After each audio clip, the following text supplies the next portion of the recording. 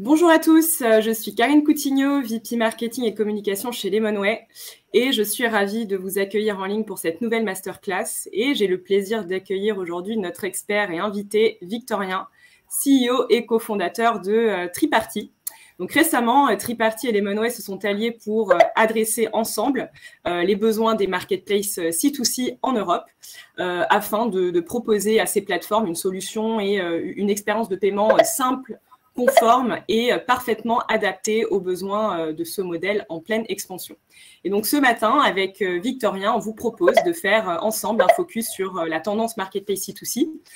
Pourquoi ce modèle rencontre un succès croissant, un succès grandissant.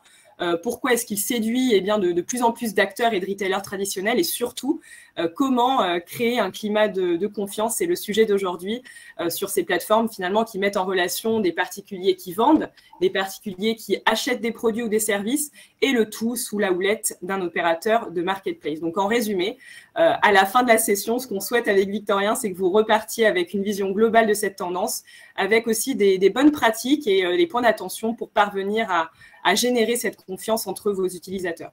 Donc, avant de commencer, j'aimerais partager avec vous quelques informations pratiques sur le déroulé de cette masterclass pour que vous puissiez tirer le meilleur parti de cette expérience et de ces 45 minutes avec nous. Donc, il s'agit d'une session interactive, donc n'hésitez pas à poser vos questions tout au long de la session. Donc, en bas à droite de votre écran, vous avez un onglet questions dans lequel vous pourrez poster toutes vos demandes, toutes vos interrogations et voilà, j'irai piocher un peu au fil de l'eau vos questions que je soumettrai à Victorien. Et puis, vous avez également une section de chat dans laquelle je vous invite à partager vos commentaires, vos remarques au fil de la présentation. Donc, avant de te laisser la parole, Victorien, je vais rapidement introduire Lemonway pour ceux qui ne nous connaissent pas encore. Donc, Lemonway, c'est quoi? C'est une solution de paiement à destination des marketplaces. Donc, nous sommes un établissement de paiement agréé par la CPR Banque de France depuis 2012. Et avec notre solution, donc passeportée à travers l'Europe, nous servons des plateformes localisées dans 29 pays.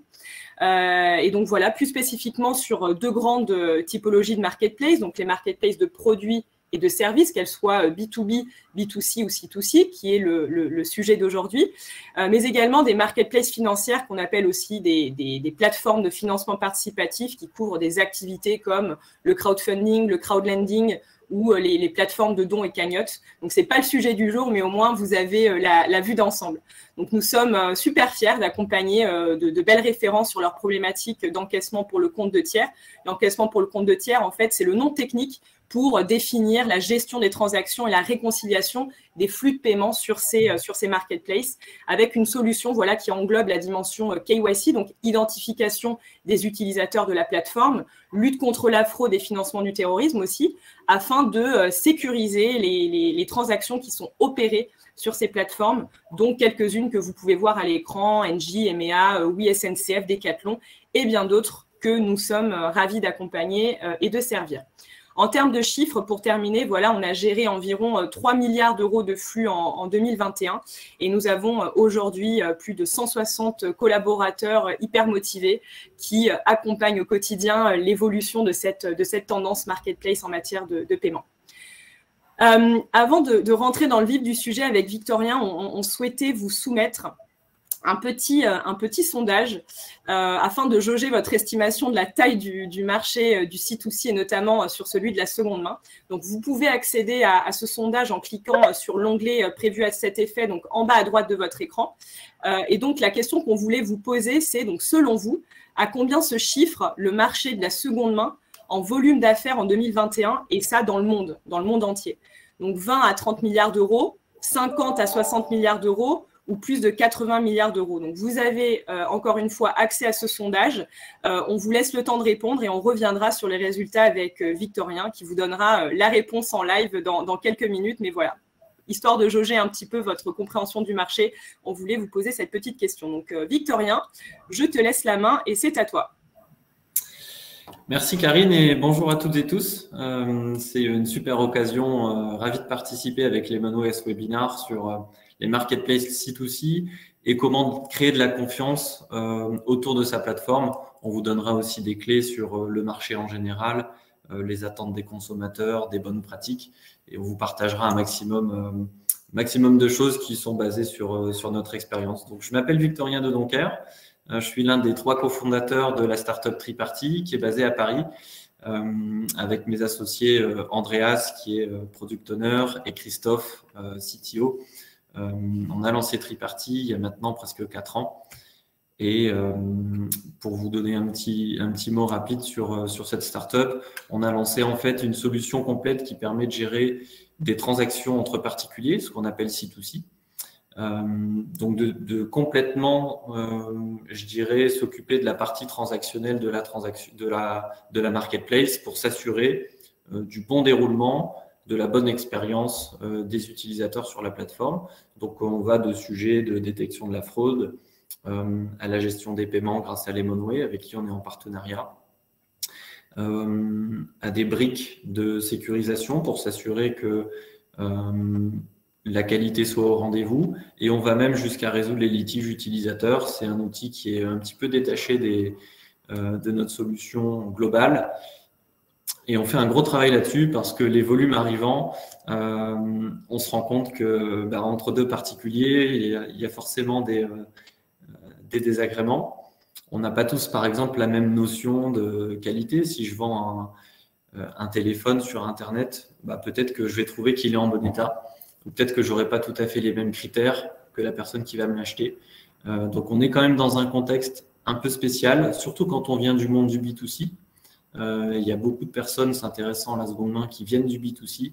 Donc, le rôle de Triparty, c'est aussi d'accompagner ces entreprises sur un marché qui est en plein essor pour comprendre les bonnes clés et puis l'attaquer avec un bon angle.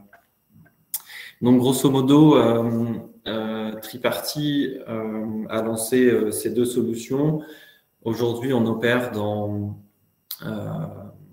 quasiment la plupart du temps à l'étranger. Donc, on est une startup française, mais la plupart de nos clients sont à l'international. À la fin, on vous prendra 2 petits cas pratiques qu'on a traités avec Lemonway pour vous donner une petite idée. Mais sans plus tarder, je propose de rentrer dans le cœur du sujet avec quelques chiffres clés sur ce marché. N'hésitez pas encore une fois à participer à la petite question qu'a lancée Karine, parce qu'on va vite donner la réponse. Ça arrive en introduction. Je voudrais juste vous donner un petit peu de contexte sur ce webinaire. Je pense qu'il va parler à beaucoup de monde, à tous ceux qui s'intéressent à la seconde main. Je pense aux startups qui voudraient se lancer sur ce sujet, aux retailers. C'est là où nous pousse le marché en général. Beaucoup de retailers aujourd'hui se posent la question, est-ce qu'on doit aller sur ce marché de la seconde main? Donc, je pense que ça parlera à ces personnes-là. Ça parlera aussi aux pure players, aux acteurs historiques du marché entre particuliers, pour comprendre les nouvelles dynamiques. On a sorti une étude de marché l'année dernière avec Triparty, donc on a les idées bien au clair sur ces nouvelles attentes. On pourra vous communiquer une petite synthèse. Je pense que ça parlera, et on l'a vu aussi dans la liste des inscrits, à ceux qui sont prestataires de services pour les marketplaces, et pourquoi pas aux acteurs du monde financier avec qui on travaille pour créer des nouvelles offres, développer les services, les adapter au marché de la seconde main, voire même aux investisseurs, etc. Donc, si vous vous intéressez au marché de la seconde main, je pense que vous êtes au bon endroit aujourd'hui. Karine, est-ce que tu penses que c'est le bon moment de mettre le nez dans les chiffres? Tout à fait. Je vais te donner la réponse. Donc, la plupart de notre panel et de notre audience a répondu à 44%, 50 à 60 milliards. Ensuite, à 39%, plus de 80 milliards. Et 17%, 20 à 30 milliards. Donc, voilà, je te laisse donner la réponse en live. Alors, avant de donner la réponse, peut-être que c'est bien de définir aussi qu'est-ce que ce marché de la seconde main. Dans notre esprit, c'est, je dirais, la définition au sens large. On va prendre toutes les transactions d'achat et de vente entre particuliers. Ça, c'est ce qui représente aujourd'hui 86 milliards d'euros de taille de marché dans le monde. Donc, on est au-delà de ce que pense visiblement notre audimat aujourd'hui, mais c'est tant mieux. Ça prouve qu'il y a une belle dynamique et une belle opportunité avec la seconde main. On exclut par contre sur ce chiffre de 86 milliards d'euros dans le monde, 7 milliards d'euros en France, à titre d'information. On exclut les services entre particuliers, les locations qui sont des cas un petit peu plus résiduels, mais de plus en plus présents. Donc je pense que la tendance est en train de migrer d'un marché très transactionnel. D'ailleurs, selon toi, Karine, quelle était la première catégorie historiquement de la seconde main dans le monde? Quel est l'objet qui se vend le plus et depuis toujours, je dirais? Je dirais les vêtements, mais bon, c'est peut-être que je suis un peu biaisée. Les vêtements, c'est très vrai. Je dirais que c'est la dynamique actuelle. Clairement, aujourd'hui, le marché, on parlait des retailers tout à l'heure en introduction, beaucoup de retailers se tournent vers la seconde main, à commencer par la mode. Donc, c'est la mode qui a changé un petit peu les habitudes des professionnels, des e-commerçants. Donc, petit à petit, c'est en train de se déployer sur beaucoup de verticales, l'électronique, etc. Mais en fait, la première catégorie, selon nous, c'est les véhicules. Historiquement, c'est vraiment les véhicules. Et d'ailleurs, quand on parle de cette taille de marché de 86 milliards d'euros dans le monde et 7 milliards en France, on exclut les véhicules tellement ça biaise la statistique et les chiffres sont encore plus importants avec les véhicules. Ben Franck avait la bonne réponse dans le chat. Voilà, donc bravo Franck. Bravo Franck, ouais. Franck, on a peut-être lu notre étude de marché aussi, non? Vous pouvez nous répondre sur le chat. Mais toujours est-il que le C2C a toujours massivement existé. Mais petit à petit, il est en train de se déployer à tout type de biens et aussi à tous les objets du quotidien. Ouais, tu as bien fait d'avancer la slide, Karine. On peut peut-être s'attarder sur les facteurs clés de cet essor du C2C. Alors, à commencer par l'essor du e-commerce, qui n'est pas à démontrer. Je ne vais pas trop m'attarder dessus parce que c'est tellement évident. Il y a beaucoup d'études sur le sujet. Si vous n'en avez jamais lu, moi, je vous recommande par exemple une étude de Xerfi, qui est mise à jour chaque année et qui est plutôt bien faite. Mais ça, c'est vraiment l'élément macroéconomique majeur qui tire le C2C vers le haut et multiplie le nombre de transactions, d'autant plus suite à la crise sanitaire depuis 2 ans, mais c'était déjà largement le cas avant et ça continuera d'exploser dans les années à venir. Ensuite, on peut parler du changement des habitudes de consommation et des attentes des consommateurs.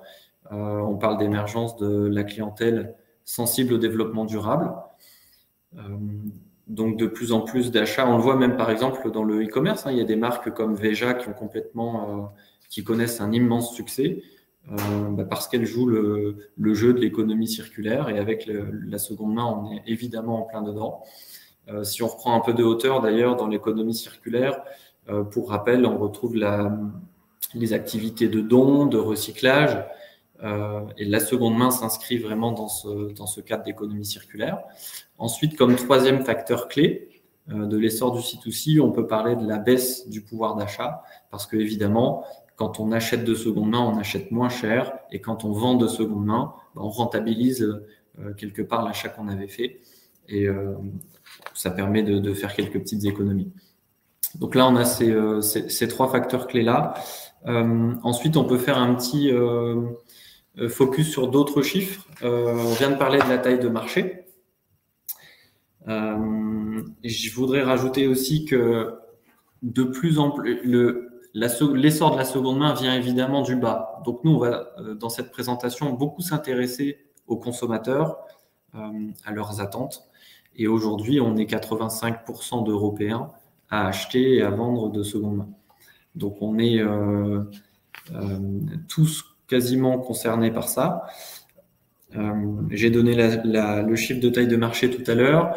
Concernant les vêtements, on est presque 7 sur 10 déjà à les acheter d'occasion ou à les vendre.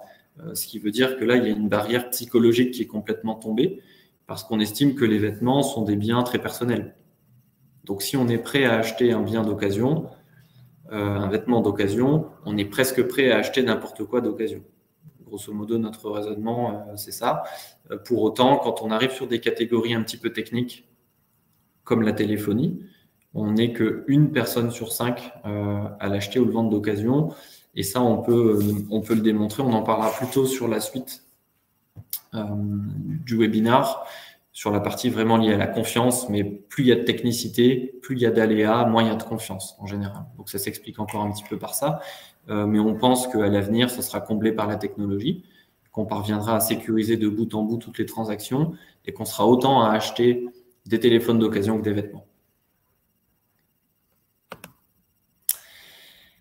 Je vous mets à l'écran un graphique qu'on a trouvé très intéressant, qui est tiré de notre étude de marché. La source, c'est la startup américaine ThredUp, qui est une friperie en ligne. Donc là, on est sur un graphique dédié vraiment au secteur de la mode et du vêtement.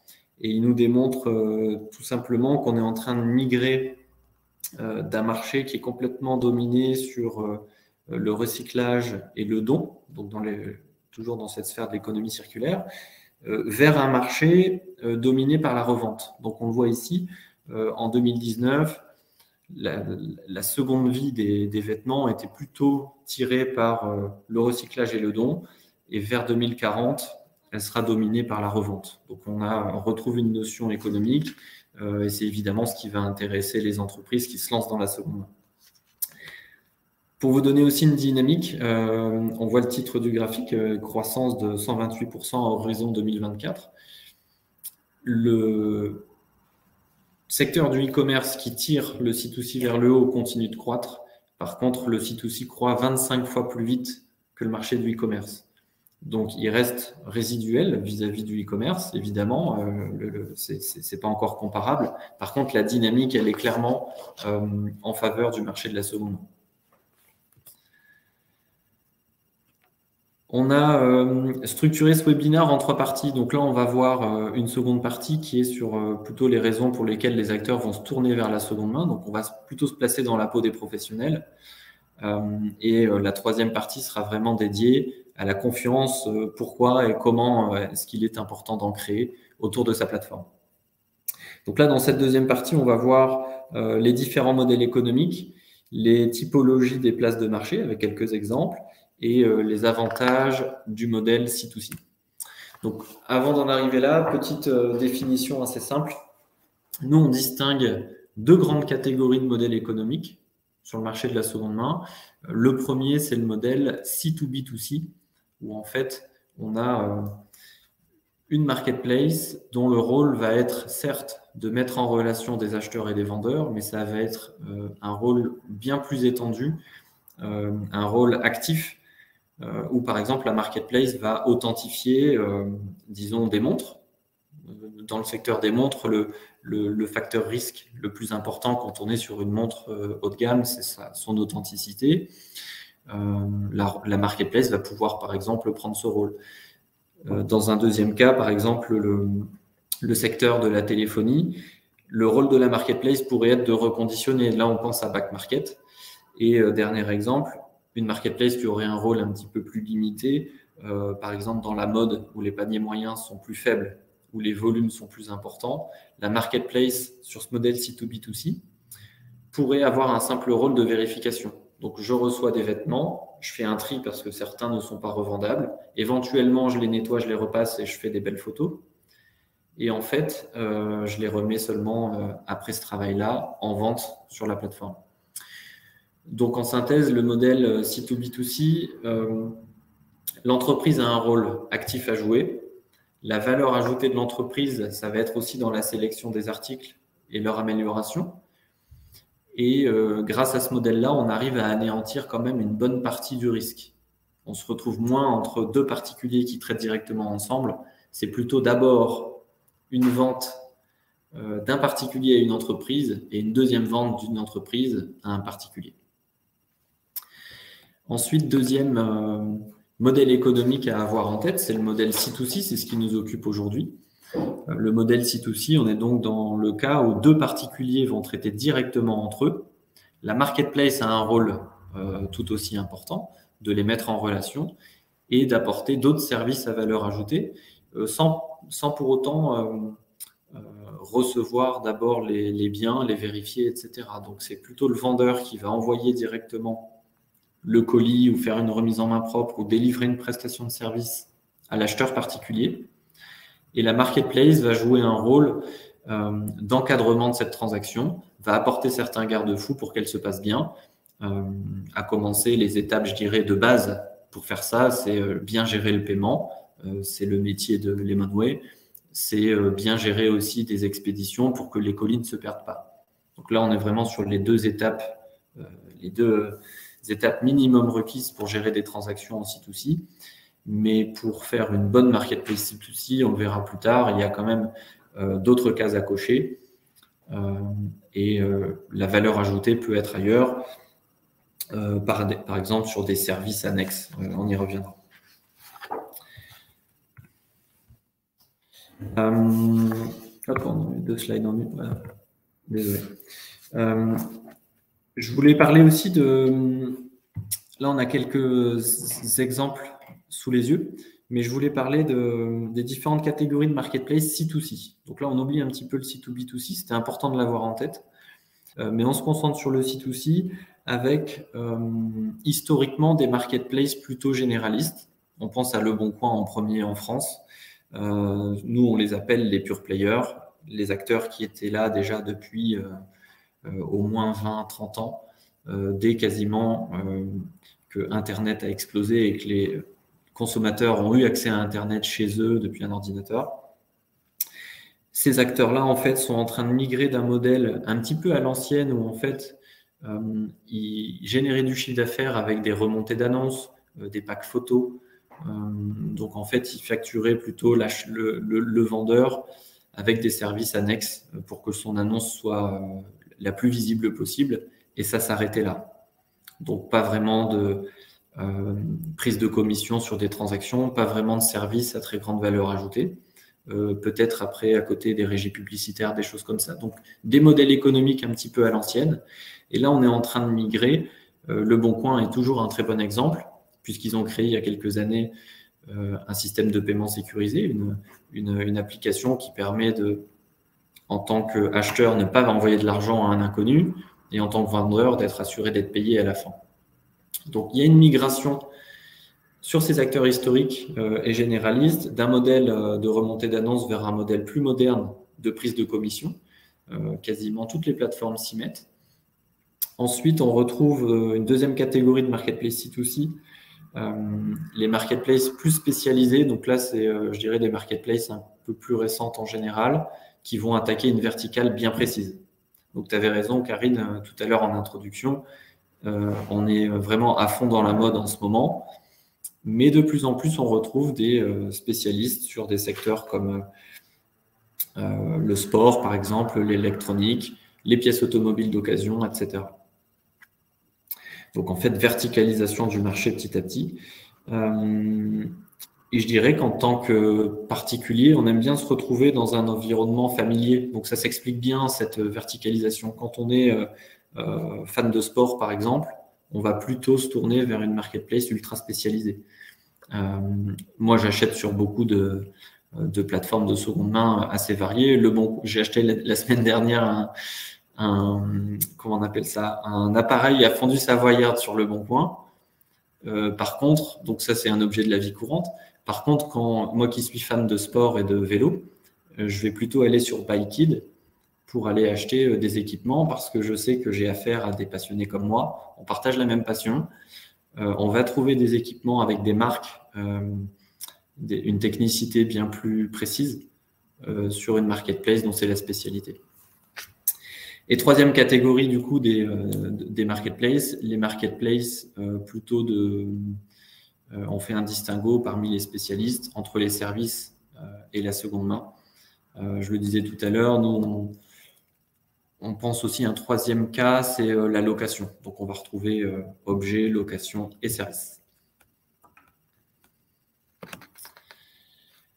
Maintenant, on va pouvoir passer un petit peu sur les avantages de ce modèle C2C, toujours dans la peau de la plateforme, donc de l'entreprise qui va lancer sa plateforme. Premièrement, des prix concurrentiels pour les utilisateurs finaux, mais ce qui ne veut pas dire pour l'entreprise un faible panier moyen. Je dirais que en tant que plateforme, on a envie, étant donné qu'on prend une commission généralement auprès de l'acheteur, du vendeur, le modèle peut être ailleurs, mais c'est souvent lié au panier moyen, que celui-ci soit important. Donc, des prix concurrentiels, ça ne veut pas dire des paniers moyens massacrés. Je pense notamment à des fonctionnalités qui permettent de contrebalancer ça, la possibilité pour un acheteur de sélectionner des produits auprès de plusieurs vendeurs. Déjà, ça permet d'augmenter le panier. On peut apporter des services aussi à valeur ajoutée comme le paiement en plusieurs fois. L'idée, c'est aussi d'inciter l'acheteur et de l'aider dans son achat en payant en plusieurs échéances.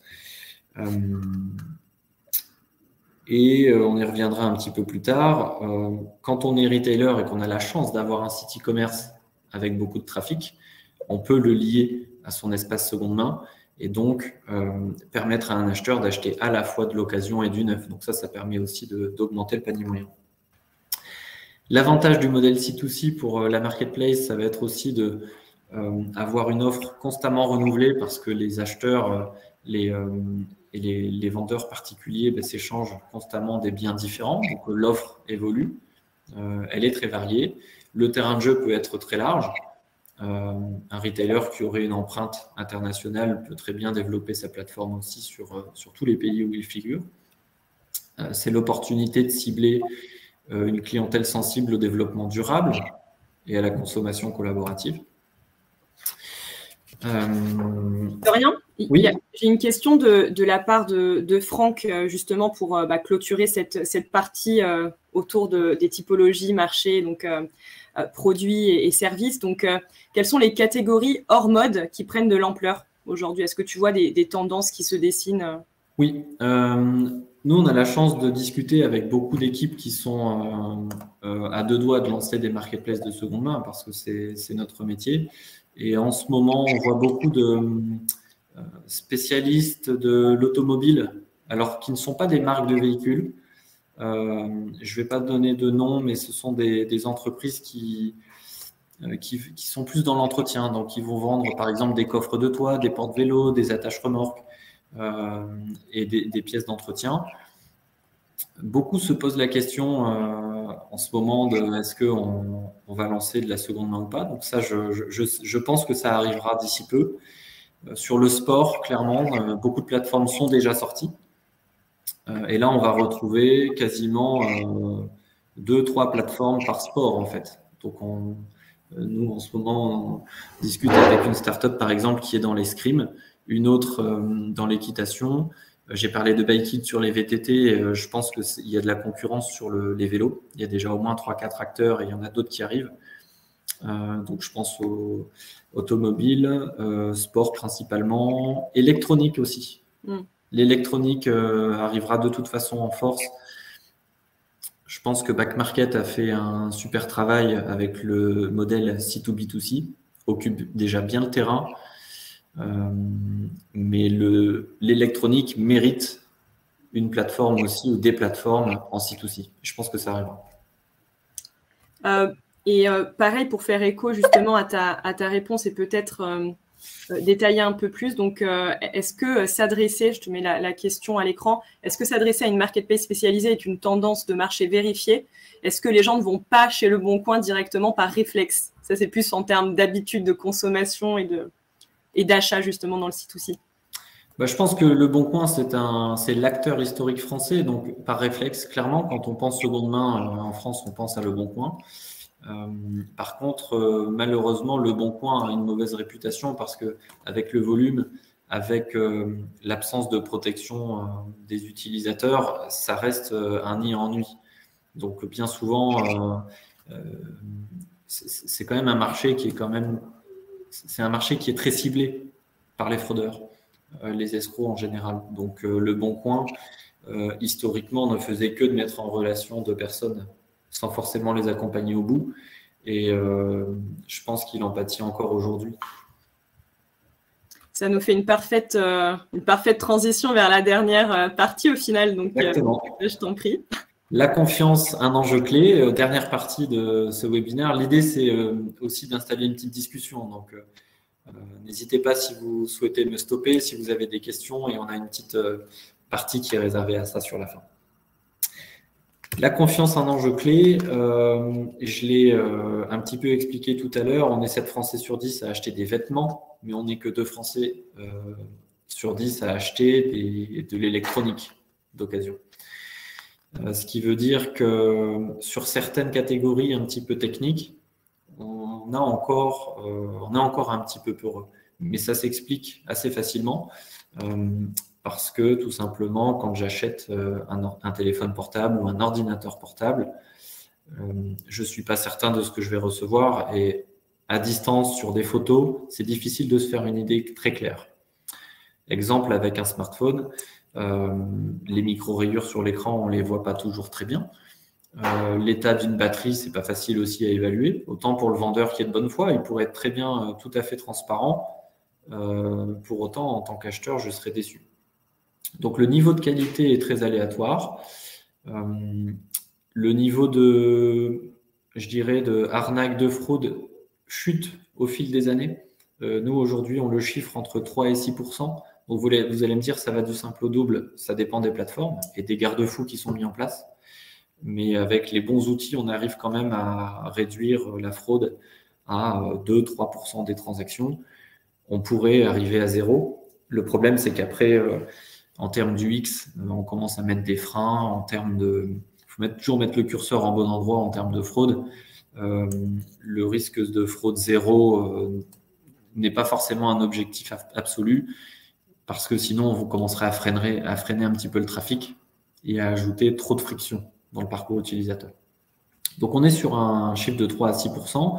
Par contre, la statistique qui fait un petit peu peur sur ce marché, c'est celle qui est à droite de l'écran. 19% des transactions entre particuliers se passent mal. Là, en fait, on est donc sur une transaction sur 5 quand même, c'est beaucoup. Pourquoi est-ce qu'elle se passe mal? Parce que l'acheteur va souvent avoir un petit défaut caché à la réception du produit. Donc, il ne sera pas 100% satisfait. Donc, ça veut dire qu'on n'est pas sur 19% de litige ou d'arnaque, on est plutôt sur 19% d'insatisfaction. Ensuite, pourquoi est-ce que c'est important de créer un environnement de confiance? Si on sort de la peau des utilisateurs, pour reprendre notre casquette plateforme, je dirais que c'est important de gérer son risque opérationnel. On a vu par exemple Vinted, qui est pourtant un spécialiste de la seconde main qui ne fait que ça, avoir des problèmes en France avec l'association UFC Que Choisir qu'il a assignée l'année dernière, en 2021, pour 2 raisons. La première, parce que les frais étaient soi-disant optionnels, les frais liés à l'achat. Or, ils étaient systématiquement débités.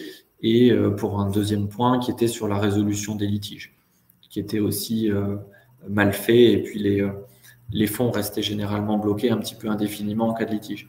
Donc, on se rend compte que gérer des transactions, même quand on est un spécialiste comme Vinted, c'est pas tout à fait simple. Il y a plusieurs métiers. Je pense à la fraude, je pense à la gestion des paiements, je pense aussi à la résolution des litiges. Tout ça, ce sont quand même des expertises bien précises. Et quand on lance une activité de seconde main, on a déjà beaucoup à faire connaître son offre, à développer sa plateforme, la maintenir, créer un environnement sympathique, une UX utilisateur fluide. Donc, c'est vrai que c'est pas simple. L'environnement de confiance, il faut le créer aussi pour limiter le risque de réputation. Et là, je vais prendre des exemples dans la mode. Quand on s'appelle Kiabi ou La Redoute, qu'on est des acteurs historiques du vêtement et qu'on se lance sur la seconde main, c'est pareil, on n'a pas envie de mettre à mal le risque de réputation, on n'a pas envie d'entacher sa marque parce que le marché est risqué. Donc, important d'aller chercher les bons garde-fous. Ensuite, peut-être qu'on peut faire un focus sur les attentes des consommateurs. Notre point de vue, c'est qu'en fait, la seconde main se démocratise de plus en plus et on devient de plus en plus exigeant. Ce qui veut dire que de plus en plus, on va demander à la plateforme de reproduire un petit peu l'environnement d'un site e-commerce. Et en tant qu'acheteur particulier, sur une plateforme de seconde main, j'ai presque envie d'avoir le même niveau de service que sur mon site e-commerce habituel. Donc, ça veut dire que je m'attends à ce que le vendeur soit réactif, à recevoir rapidement mon colis. Je m'attends à un minimum de transparence, notamment sur la qualité du livrable, que ce soit un bien ou un service. Je veux savoir exactement ce que j'achète. Je veux un bon contact avec le service client de la plateforme si j'ai une question ou si j'ai un désagrément. Et surtout, je veux des services supplémentaires comme des assurances ou des garanties. On a listé aussi pour vous quelques clés sur les bonnes pratiques pour créer cette confiance. On a pensé à l'image de marque, comment la soigner. Donc, au-delà de créer la plateforme, on pense que derrière, c'est bien de l'accompagner avec des publications presse, avec des petits articles de blog sur les réseaux sociaux pour faire vivre une certaine communauté. Communiquer aussi sur les garanties légales. Je vais donner aussi un point très positif de Vinted, après avoir mentionné un point négatif tout à l'heure avec UFC Que Choisir. J'ai reçu un mail de Vinted hier m'expliquant très précisément les règles de fiscalité en France en tant que vendeur. Alors moi, je ne fais pas beaucoup de ventes sur Vinted, j'ai vendu peut-être 4-5 articles en 2021, mais Vinted m'explique qu'au-delà de 30 articles et X milliers d'euros de vente sur sa plateforme, je vais devoir faire mes déclarations auprès des impôts et Vinted m'accompagne dans cette démarche. Vinted n'est pas obligé de faire ça et j'ai trouvé que c'était une très très bonne idée de communiquer sur ces sujets-là. Ensuite, une autre bonne pratique, c'est de imposer des règles de fonctionnement sur sa plateforme pour s'assurer que les relations entre acheteurs et vendeurs se passent bien, mais le faire en toute transparence, voire je vais faire un anglicisme, le gamifier. Et je pense qu'en accompagnant tout au long du parcours le vendeur dans sa prise de photo, en l'éduquant un maximum, on peut amener de la transparence, par exemple. Et on peut trouver ça presque sympa en tant que vendeur d'être tout à fait transparent, de jouer le jeu, mais encore faut-il être pris par la main par la marketplace. Ensuite, on a listé aussi maintenir un contact régulier avec ses utilisateurs. Ça rejoint la réactivité du service client. Et aussi des éléments de réassurance comme créer des badges de confiance près des profils. Airbnb le fait très bien en vérifiant les pièces d'identité, les numéros de téléphone, l'adresse email, en parallèle des notations des transactions précédentes. eBay le faisait aussi très bien. eBay, c'est quand même un vieil acteur de la seconde main et eBay était essentiellement basé sur la notation des transactions. Et couplé à PayPal, je trouve que ça fonctionnait bien. Le niveau de risque était relativement bas. Ensuite, toujours dans les petits tips qu'on a listés avec notre équipe, on souhaitait vous communiquer quelques éléments pour bien gérer la partie transactionnelle de votre futur marketplace. Donc d'abord, créer un environnement ergonomique, ça c'est très important pour assurer une bonne expérience sur la plateforme. La partie anti-fraude est souvent délestée des plateformes parce que tant qu'on n'a pas de trafic, on n'a pas forcément de fraude. En tout cas, c'est ce qu'on pense. C'est faux parce que nous, par exemple, avec Triparty, la première année de lancement, on avait comme produit une application mobile qui permet de sécuriser des transactions entre particuliers, mais hors plateforme. Et je pense que dès le premier mois, on a été la cible de hackers, la cible de personnes qui avaient acheté des fausses cartes bleues sur le dark web. Et en fait, quelle que soit la taille de la plateforme, la fraude arrive et elle arrive très vite. Donc, je pense que d'intégrer ça tout de suite dans son parcours, d'y penser dès le début, c'est mieux, plutôt que d'arriver après en mode pompier quand c'est la galère et qu'on ne sait plus y faire face. Ensuite, troisième solution aussi qu'on recommande, c'est de bien s'attarder sur le choix de son partenaire pour traiter les flux de paiement, pour plusieurs raisons. Alors souvent, on se dit, tiens, les paiements, c'est une commodité, donc je vais plutôt regarder le prix. Il y a quand même des à côté sur lesquels il faut faire attention. Je pense à la capacité du prestataire de services de paiement d'accompagner la marketplace aussi sur d'autres marchés, donc à l'étranger, avec des devises locales, avec des modes de paiement locaux. La capacité du service client aussi à bien vous expliquer comment gérer des KYC, valider le statut de chaque utilisateur. Donc l'aspect conformité est très important, l'aspect simplicité aussi d'installation est importante, l'aspect onboarding client aussi, parce que parfois ça peut prendre entre 3, 6, 9 mois, parfois on a vu des marketplaces intégrer en presque un an cette brique de paiement. Tout ça, ce sont des éléments à avoir en tête. Ensuite, on pense aussi à l'aspect logistique. Je l'ai dit tout à l'heure, les 2 étapes principales, ça va être de brancher du paiement et de la gestion de colis. Donc ça, c'est un passage obligatoire. Donc bien choisir son prestataire pour éditer des bordereaux de colis, pour suivre les colis en temps réel. Et en allant plus loin, on peut aussi ajouter des fonctionnalités protectrices, par exemple de preuves par vidéo, pour s'assurer que ce que reçoit l'acheteur est bien conforme au dire du vendeur. Et dernier point, petit clin d'œil à la solution tripartie sur ce sujet, un outil de résolution des litiges, parce qu'on s'aperçoit que les marketplaces n'y pensent pas forcément à la création de la plateforme. Et c'est le cas même des meilleurs marketplaces comme Vinted, Le Bon Coin ou Airbnb, qui sont pour nous un petit peu le top 3 des bonnes pratiques à suivre. Gérer des litiges, c'est un métier. On est souvent dépassé. Le service client n'est pas forcément pensé pour les traiter. Et c'est quelque chose aussi à avoir en tête au lancement. On a une question justement à ce sujet dans le chat, Victorien. Comment est gérée la partie litige entre consommateurs? Est-ce qu'elle est sous-traitée ou est-ce qu'elle est intégrée? Je pense que là, c'est plutôt… dites-nous si on se trompe, Franck, par rapport à la solution tripartie, mais je te laisse répondre peut-être, Victorien. Je comprends aussi que c'est du coup une question plutôt sur tripartie. Alors là, aujourd'hui, le but, c'était pas vraiment de parler de nos solutions, mais du coup, je vais introduire un petit peu le sujet différemment. Je pense que les marketplaces doivent résoudre les litiges de leurs utilisateurs pour plusieurs raisons. Elles ne le sont pas. Elles ne sont pas obligées par la loi, donc à la limite, elles pourraient très bien s'en délester.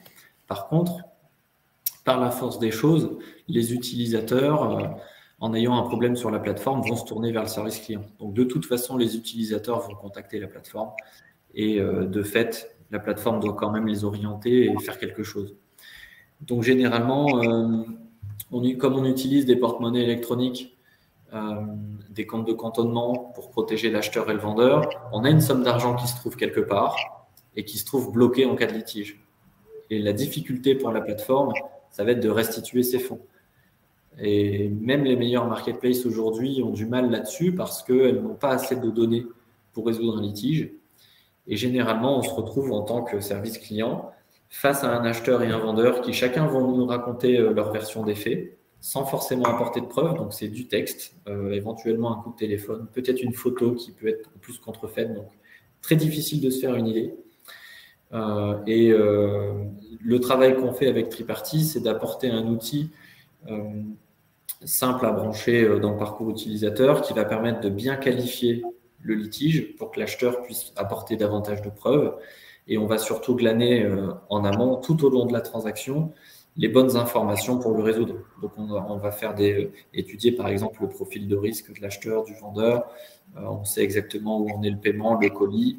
On a des vidéos pour comparer et on va aider le service client, en fait, à résoudre le litige, toujours par lui-même. Donc, en fait, pour répondre à votre question, c'est toujours la marketplace qui a la main sur sa résolution de litige, mais elle le fait. Déjà, on en automatise une bonne partie en faisant parler l'acheteur et le vendeur entre eux. Et pour les cas les plus compliqués, elle a un outil pour les résoudre de manière juste. Donc, elle rend de meilleures décisions et beaucoup plus rapides. Parfait. Il nous reste 2-3 petites minutes pour revoir les cas pratiques que tu nous as préparés, Victorien. Avec plaisir. Voilà. Alors, effectivement, on a pris 2 cas pratiques pour illustrer un petit peu le travail qu'on fait avec Triparty et Lemonway. Donc là, on va pour le coup parler un peu de notre solution avec un premier acteur qui s'appelle Le Tricot. Et comme son nom l'indique, on est sur une start-up qui a créé une sorte de Vinted dans le Pacifique. Donc, on est en Nouvelle-Calédonie. Et l'objectif de Le Tricot, c'est de démocratiser sur place l'achat et la revente de vêtements, puisque Vinted n'est pas présent là-bas. Donc là, ce qui est intéressant de comprendre, c'est que dans la peau de cette startup, qui n'a pas forcément un très gros budget, il fallait aller sur ce marché en étant prêt à itérer, à tester le marché, parce que les habitudes sur place sont différentes de celles qu'on connaît en France. Par exemple, le paiement par cash est encore très présent.